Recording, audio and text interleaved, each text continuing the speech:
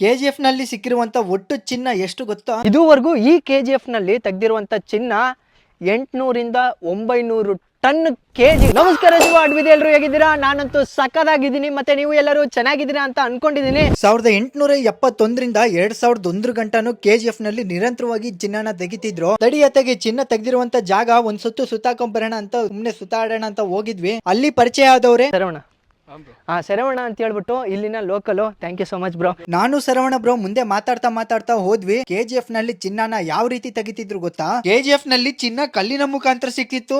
ಆ ಕಲ್ಲನ್ನ ಹುಡುಕಿ ಭೂಮಿಯ ಆಳಕ್ಕೆ ಸಾವಿರಾರು ಕಿಲೋಮೀಟರ್ ಸುರಂಗ ಮಾಡಿ ಅಲ್ಲಿ ಸಿಗುವ ಕಲ್ಲುಗಳನ್ನ ಒಡೆದು ಲಿಫ್ಟ್ ನ ಮುಖಾಂತರ ಹೊರಗಡೆ ತರ್ತಿದ್ರು. ಆ ಕಲ್ಲುಗಳನ್ನ ಒಡೆದು ಪುಡಿ ಮಾಡಿ ಅದಕ್ಕೆ ಸುಮಾರು ಕೆಮಿಕಲ್ ಗಳನ್ನ ಹಾಕಿ ಚಿನ್ನವನ್ನ ಬೇರ್ಪಡಿಸ್ತಿದ್ರು. ಆ ಕಲ್ಲುಗಳನ್ನ ಒಡೆದು ಪುಡಿ ಮಾಡಿ ವೇಸ್ಟ್ ಆಗಿ ಉಳ್ಕೊಂಡಂತ ಮಣ್ಣನ್ನೇ ನೀವ್ ಇವಾಗ ನೋಡ್ತಿರೋದು. ಈ ಮಣ್ಣುಗಳ ಗುಡ್ಡವನ್ನ ಸೈರಾಡ್ ಗುಡ್ಡ ಅಂತ ಕರೀತಾರೆ. ಇದರಲ್ಲಿ ತುಂಬಾನೇ ಕೆಮಿಕಲ್ ಇದೆ. ಅಷ್ಟಕ್ಕೂ ಈ ಕೆಜಿಎಫ್ ಶೂಟ್ ಆಗಿದ್ದು ಹೇಗೆ? ಕೆಜಿಎಫ್ ನಲ್ಲಿ ಕೆಜಿಎಫ್ ಶೂಟಿಂಗ್ ನಿಜವಾಗ್ಲೂ ಮಾಡಿದ್ರೆ ಯಾವ ಜಾಗದಲ್ಲಿ ಮಾಡಿದ್ರು ಅನ್ನೋದನ್ನೆಲ್ಲ ಫುಲ್ ವಿಡಿಯೋ ಮಾಡಿ ಯೂಟ್ಯೂಬ್ ನಲ್ಲಿ ಅಪ್ಲೋಡ್ ಮಾಡಿದ್ದೀನಿ. ಲಿಂಕ್ ಬಯೋ ನಲ್ಲಿದೆ, ನೋಡ್ತೀರಾ?